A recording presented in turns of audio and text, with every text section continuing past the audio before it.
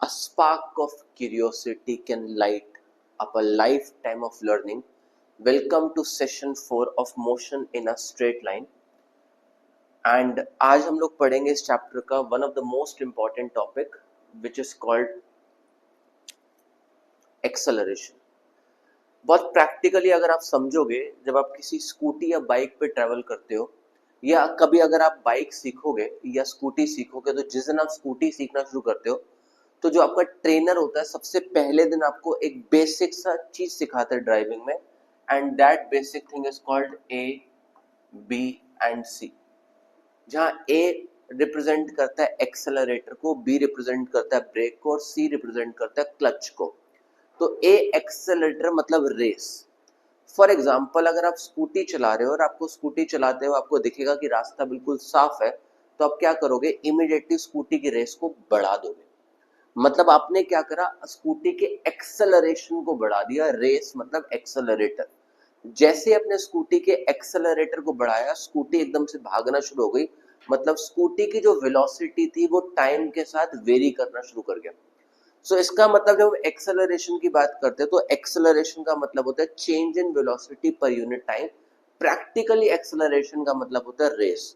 गाड़ी और बाइक में रेस हाथ में होती है, और बाइक और स्कूटी के अंदर रेस जो होती है वो हाथ में होती है, बट गाड़ी के अंदर जो रेस होती है वो पैर में होती है, and that is called accelerator. So इसलिए जब हम एक्सेलरेशन की डिफाइन की बात करते हैं तो क्या लिखा है, acceleration of an object in motion is defined as the ratio of velocity and the corresponding time interval taken by the object. मतलब सिंपल लैंग्वेज के अंदर जब आप रेस को बढ़ा रहे हो तो दो चीजों के अंदर चेंज आ रहा है. पहली उसकी वेलोसिटी में चेंज आ रहा है, दूसरे उसके टाइम में चेंज आ रहा है.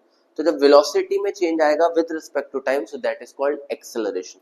तो जब हम एक्सेलरेशन की बात करते हैं तो इसके अंदर कुछ बेसिक चीजें हमें पता होनी चाहिए. पहली चीज ये पता होनी चाहिए कि एक्सेलरेशन जो होती है वो एक वेक्टर क्वांटिटी होती है. क्योंकि वेलोसिटी वेक्टर क्वांटिटी है, इसलिए एक्सेलरेशन भी एक वेक्टर क्वांटिटी होती है. और दूसरी चीज क्या पता होनी चाहिए कि जो एक्सेलरेशन होता है वो जीरो भी हो सकता है, वो पॉजिटिव भी हो सकता है, नेगेटिव भी हो सकता है. जीरो एक्सेलरेशन का मतलब आपकी जो स्कूटी है वो रेस्ट पर खड़ी हुई है, आपने कुछ रेस दिया ही, that is called zero acceleration. Positive acceleration का मतलब क्या है कि आप रेस को बढ़ा रहे हो, आप ऐसे मूव कर रहे हो, मतलब रेस बढ़ा रहे हो, मतलब बॉडी की वेलोसिटी में चेंज आ रहा है टाइम के साथ फॉरवर्ड डायरेक्शन में, that is called positive acceleration. Negative acceleration का मतलब क्या है, आप स्कूटी चलाते चले जाते हैं, आपको कोई सामने जर्क दिखा, कोई स्पीड ब्रेकर दिखा, आपने रेस को क्या करा, डी एक्सेलरेट करना स्टार्ट कर दिया. So that deceleration is called as negative acceleration, and negative acceleration is also called as retardation. So positive acceleration, negative acceleration, zero acceleration. Perfect example scooty, race दे रहे हो positive acceleration, race नीचे कर रहे हो negative acceleration, जब race नहीं दे रहे हो तो जीरो एक्सेलरेशन. राइट. नेक्स्ट चीज आपको पता होनी चाहिए, क्योंकि एक्सेलरेशन का फॉर्मूला वेलोसिटी अपॉन में टाइम होता है. वेलोसिटी की यूनिट मीटर पर सेकंड होती है, टाइम की यूनिट सेकंड होती है, तो इसलिए इसकी यूनिट मीटर पर सेकंड स्क्वायर हो जाएगी. ये बात दिमाग में रखना. और लास्ट चीज, इसका जो डायमेंशन होता है that is L T minus two. तो चार चीज आपके दिमाग में बैठनी चाहिए. पहली चीज, एक्सेलरेशन वेक्टर क्वांटिटी है. दूसरी चीज की यूनिट मीटर पर सेकंड स्क्वायर होती है. तीसरी चीज इसका dimension L T minus two होता है. चौथी चीज, एक्सेलरेशन पॉजिटिव भी हो सकती है, नेगेटिव भी हो सकती है और जीरो भी हो सकती है. परफेक्ट एग्जांपल जो दिमाग में रखना है that is called driving a car और ड्राइविंग अ स्कूटी और अ बाइक. चलिए, इसके बाद हम जब बात करते हैं तो चार टाइप की एक्सेलरेशन हमारे सिलेबस के अंदर है. पहली एक्सेलरेशन को हम बोलते हैं यूनिफॉर्म एक्सेलरेशन. यूनिफॉर्म एक्सेलरेशन का मतलब आप एक हाईवे पे स्कूटी ड्राइव कर रहे हो, आपने रेस फुल दे रखी है, और उस केस में क्या, आप आराम से बैठ के मस्त चला रहे हो स्कूटी को, मतलब उस केस में बॉडी की जो एक्सेलरेशन है वो यूनिफॉर्म हो जाएगी. मतलब बॉडी की वेलोसिटी के साथ जो टाइम में चेंज आ रहा है वो यूनिफॉर्मली चेंज आ रहा है, that is called uniform acceleration. दूसरा आता है वेरिएबल एक्सेलरेशन. वेरिएबल एक्सेलरेशन मतलब आप दिल्ली की रोड्स पे अगर आप गाड़ी को चलाओगे तो आपकी एक्सेलरेशन हमेशा वेरिएबल रहेगी. वेरिएबल का मतलब बदलती रहेगी, क्योंकि कहीं आपको जाम मिलेगा, कहीं जाम नहीं मिलेगा, कहीं स्पीड ब्रेकर्स होंगे, कहीं जर्क्स होंगे, कहीं गड्ढे होंगे, कहीं कुछ होगा, तो आपकी एक्सेलरेशन, आपकी रेस जो है वो वेरी करती रहेगी. तो first is uniform acceleration, second is variable acceleration. इसके बाद थर्ड हम लोगों का आता है and that is called average acceleration. So average acceleration का मतलब होता है कि टोटल बॉडी की वेलोसिटी में कितना चेंज आया है टाइम के साथ, that is called average acceleration. और इंस्टेंट एन एक्सेलरेशन का मतलब होता है उस इंस्टेंट पे जो बॉडी की एक्सेलरेशन होगी, that is called instantaneous acceleration. 3:40 पे मैंने आपको कॉल करा, आप स्कूटी चला रहे थे, मैंने पूछा आपकी एक्सेलरेशन कितनी है उस इंस्टेंट पे, तो आप बोलोगे मैं टॉप स्पीड पर स्कूटी चला रहा हूँ, मतलब that is called uniform acceleration, और we can call instantaneous acceleration, क्योंकि उस टाइम पे जो एक्सेलरेशन होगी that is called instantaneous acceleration. चलिए, अब इस चैप्टर का नेक्स्ट सेगमेंट को समझने से पहले कुछ बेसिक चीजें हम लोगों को समझनी पड़ेंगी बहुत ध्यान से, and that basic things are, एक बार हम ढंग से देख लेते हैं, and that is called integration.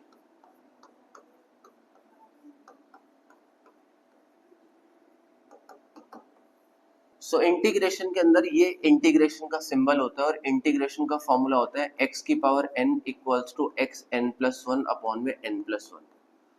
For example, अगर कहीं लिखा है x की पावर 5, अगर मैं आपको बोलूं इसका इंटीग्रेशन करना है तो फॉर्मूला यूज करोगे, यहाँ n जो है वो 5 है तो n प्लस वन मतलब 6 हो गया, और यहाँ पर भी 6 हो गया। ये बेसिक इंटीग्रेशन का आपको फॉर्मूला दिमाग में रखना।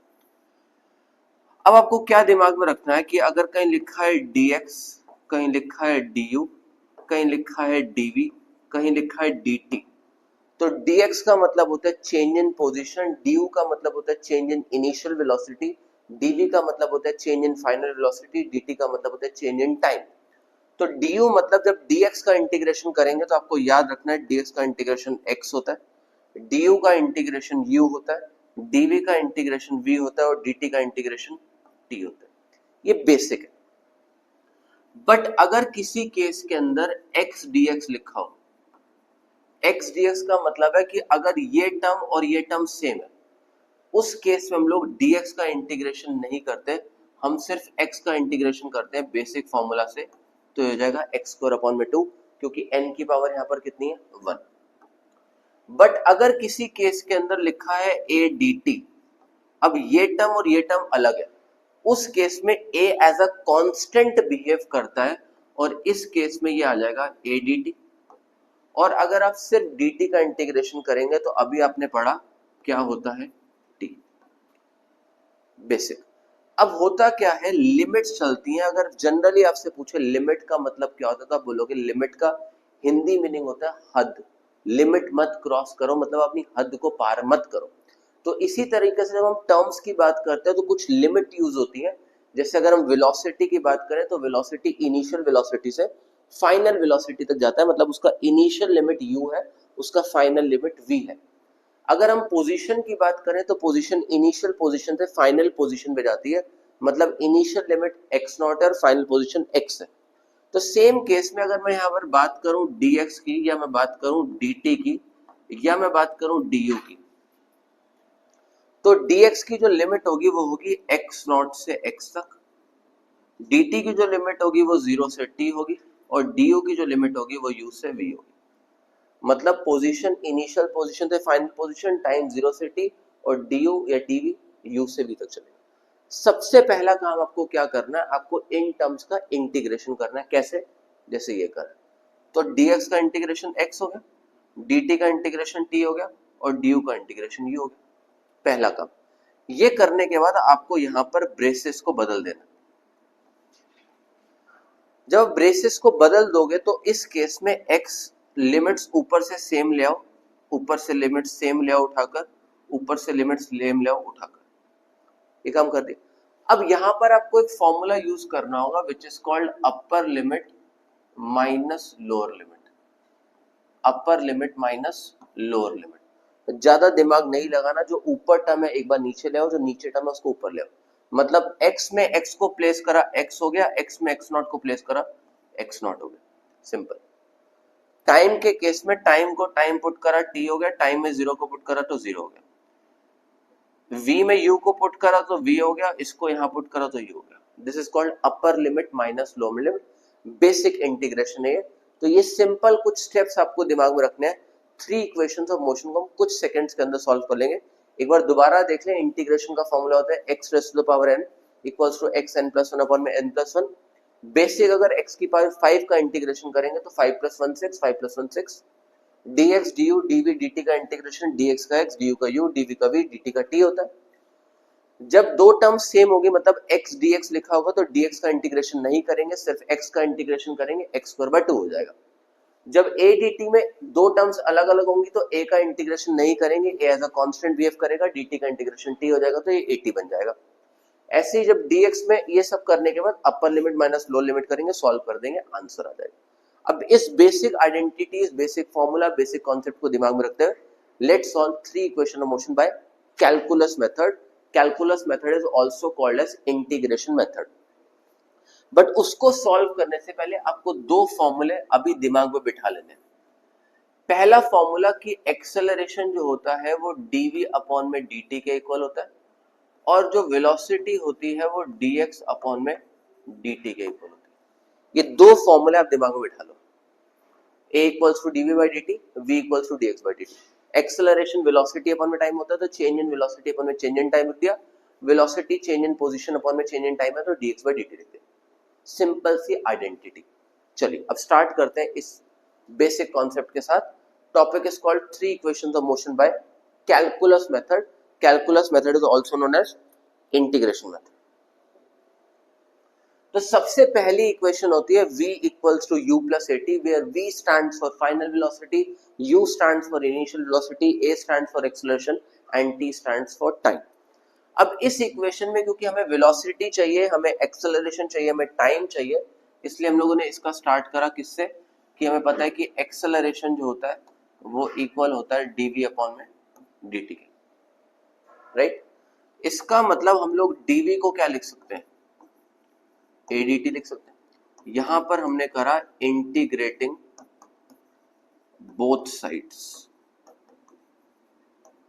जब इंटीग्रेटिंग बोथ साइड्स करा तो इधर आ गया dv, इधर हो गया a, इधर हो गया dt। वेलोसिटी कहां से कहां तक जाती है, इनिशियल वेलोसिटी से फाइनल वेलोसिटी। इनिशियल वेलोसिटी में टाइम होता है 0, फाइनल वेलोसिटी में टाइम होता है t।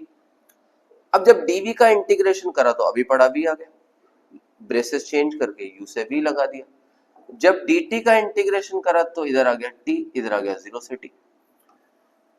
अब यहां पर करा अपर लिमिट माइनस लोअर लिमिट, यहां पर करा अपर लिमिट माइनस लोअर लिमिट, मतलब v माइनस यू किसके इक्वल हो गया, at के इक्वल हो गया, मतलब v किसके इक्वल हो गया, u प्लस at के। This is called first equation of motion by calculus method और बाय इंटीग्रेशन मेथड। सिंपल सी आइडियोलॉजी यूज करिए, that is acceleration equals to dv by dt। ये दिमाग में रखोगे, बाकी अपने आप फॉलो करता रहेगा। चलिए second equation of motion. Second equation of motion is s equals to ut plus half at square, where s stands for displacement, u stands for initial velocity, a stands for acceleration and t stands for time. That means क्योंकि हमें यहाँ s चाहिए तो acceleration जो होता है that is equal to dv by dt होता है। अभी हम लोगों ने पढ़ा, और अभी हम लोगों ने ये भी पढ़ा कि velocity जो होता है वो dx by dt के इक्वल होता है। क्योंकि हमें x चाहिए इसलिए हम इस इक्वेशन को यूज करेंगे, इसको यूज नहीं करेंगे, जनरली कंफ्यूजन रहती है। तो क्या आप यहां से dx को vdt लिख सकते हो, answer is yes, cross multiplication. और अभी फर्स्ट इक्वेशन में आपने पढ़ा कि v किसके इक्वल है, u प्लस at dt के इक्वल है, मतलब dx किसके इक्वल आ गया, u dt plus at dt के इक्वल आ गया। यहां पर हमने कर दिया इंटीग्रेटिंग बोथ साइड।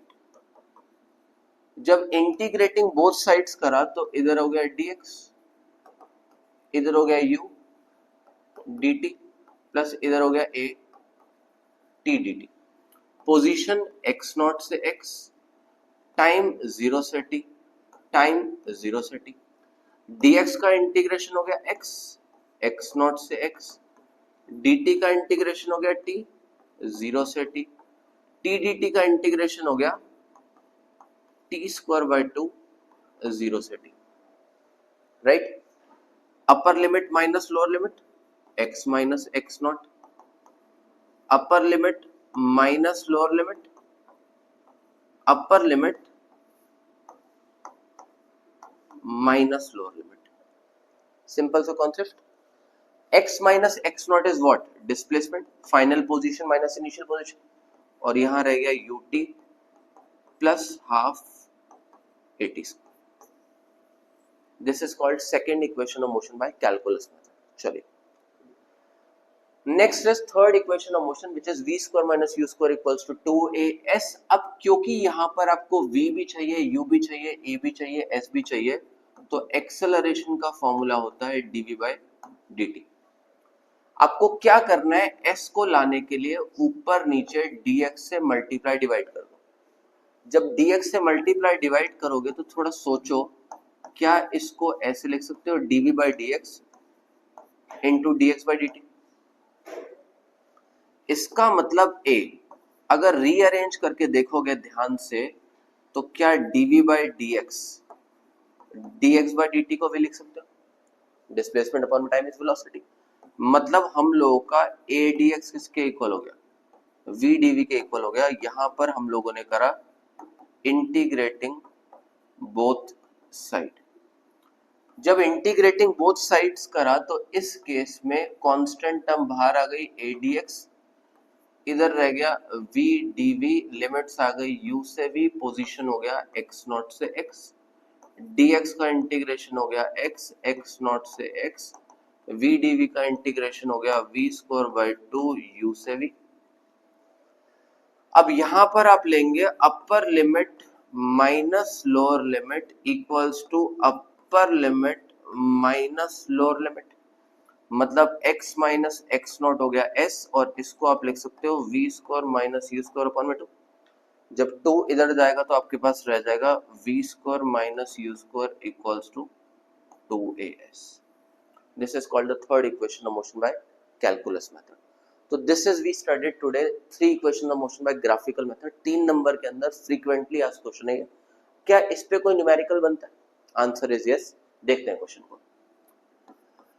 क्वेश्चन हमें बोल रहा है कि जो एक्सेलरेशन है पार्टिकल की वो गिवन है 3t square plus 2t plus 2 के इक्वल, और if the particle start with velocity 2 metre पर second at t equals to 0, body की वेलोसिटी 2 मीटर पर सेकेंड है जब टाइम की वैल्यू 0 है। क्वेश्चन बोल रहा है वेलोसिटी निकालो जब टाइम की वैल्यू कितनी है, 2 सेकेंड की। अब ध्यान से अगर ऑब्जर्व करोगे तो कुछ लिमिट्स की बात हो रही है, उसकी कुछ इनिशियल पोजीशन, उसकी कुछ फाइनल पोजीशन, मतलब integration. So as per equation acceleration given है 3t square plus 2t plus 2, acceleration का formula is dv by dt। मतलब dv किसके इक्वल हो गया, adt के इक्वल हो गया। मतलब dv equals to 3t square plus 2t plus 2 dt आ गया।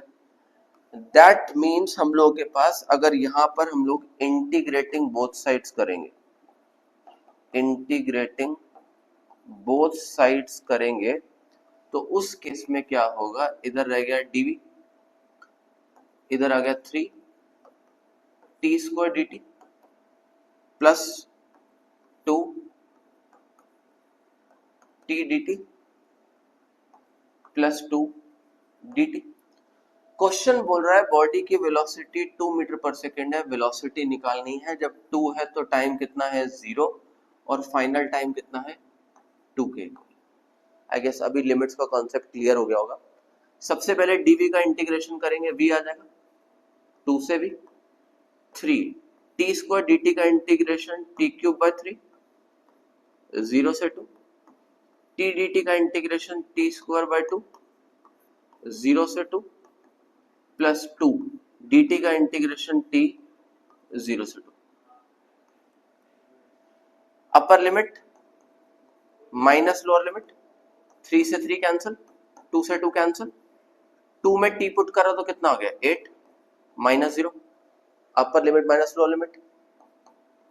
t में 2 पुट करा तो 4 माइनस 0 प्लस 2, 2 माइनस 0 आ गया।